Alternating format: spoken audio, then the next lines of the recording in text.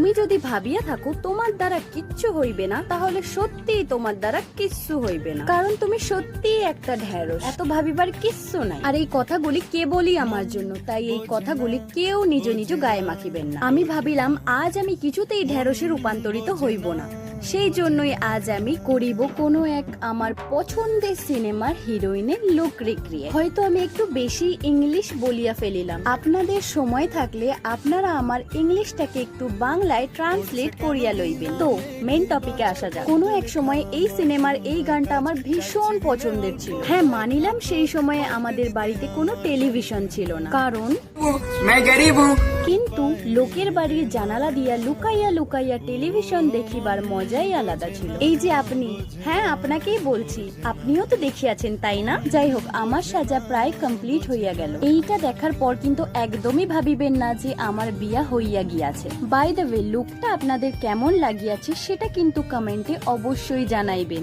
দয়া করে আবার ভুলিয়া যাইবেন না।